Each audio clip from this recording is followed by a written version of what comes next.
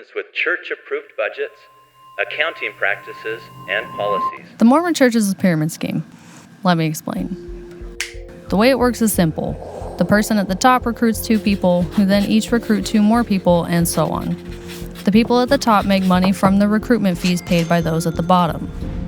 Pyramid schemes are deceptive and illegal business models where individuals are promised high returns for recruiting others into the scheme rather than selling actual products or services. The Mormon Church encourages its members to contribute 10% of their income through tithing, promising spiritual blessings and the reward of the celestial kingdom in the afterlife. Members are taught that by faithfully paying their tithes, they are obeying a commandment from Heavenly Father and demonstrating their commitment to the church. The promises of blessings include financial stability, spiritual growth, and eventual exaltation in the highest degree of glory in the afterlife, aka becoming a god themselves. This persuasion technique can be compared to the promises made in a pyramid scheme, where participants are enticed to invest money with the promise of significant financial gain. Both systems rely on the allure of rewards, whether spiritual or material, to motivate participants to contribute their resources. However, while the promises in a pyramid scheme are often centered around financial wealth in the present life, the promises made by the Mormon Church are focused on spiritual blessings and eternal wealth in the afterlife. The Mormon Church, like a pyramid scheme, operates on a hierarchical structure where authority and leadership are concentrated at the top. At the top of the hierarchy, you have the leadership, including the prophet and the quorum of the 12 apostles, who oversee the entire organization. Beneath them are regional leaders, then local leaders such as bishops and stake presidents. At the bottom are regular members, including missionaries. Missionaries at the bottom often have to fund their own missions, which involves recruiting new members.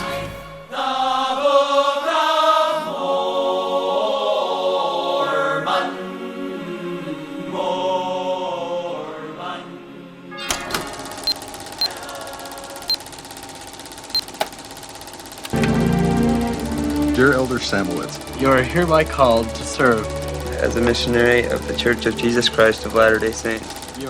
Missionaries serve voluntary missions and are expected to cover their own expenses. This often involves personal savings and significant financial support from their families.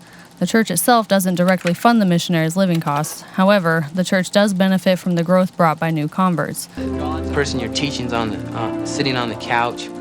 You're there, you got your scriptures. You're teaching them about Joseph Smith story, you're teaching about the restoration, and they're interested. These new members then contribute tithing, a 10% donation of their income, which helps support the church's overall operations. These missionaries are essentially working to expand the organization, much like recruits in a pyramid scheme. Additionally, all the money collected through tithing from members at the bottom goes to the top leadership, who control and allocate these funds. The Church of Jesus Christ of Latter-day Saints, the LDS Church, and its investment manager, Ensign Peak Advisors, settled charges brought by the Securities and Exchange Commission, the SEC, for failing to disclose investment holdings and misrepresenting filings. The SEC fined the church and Ensign Peak a total of $5 million. Bishop Christopher Waddell told us it was the church's lawyers who advised them to create the shell companies. What about, the idea that secrecy builds mistrust? Well, we don't feel it's being secret. We feel it's being confidential. What's the difference? The difference is, with Ensign Peak paying $4 million and the church directly paying $1 million. While the settlement doesn't constitute an admission of guilt, it does resolve the SEC's allegations without further litigation. The SEC's investigation found that Ensign Peak failed to file required forms disclosing the church's investment portfolio for over 2 decades. To obscure the size and nature of the holdings, Ensign Peak also allegedly used shell companies to file misleading forms. Now, what is a shell company? A shell company is a legally registered business that has little to no actual business activity, but they can also be misused for illegal activities, such as hiding ownership. Shell companies can be used to mask the true owner of assets, such as property or investments. This can be done by placing the assets in the name of the shell company rather than the true owner's name. Shell companies can also be used to funnel illegal money into the legitimate financial system, aka money laundering. It can also be used for tax avoidance. Shell companies can be set up in countries with low or no corporate taxes. This allows companies to shift profits to the shell company, thereby reducing their overall tax burden. The temple, I think, is the great metaphor on earth. If you understand why we build temples, Jesus Christ is the reason we build temples. So that's why they built temples. Interesting. This begs the question, why would the church even have shell companies if not to hide its money from its members and invest in for-profit businesses like shopping malls?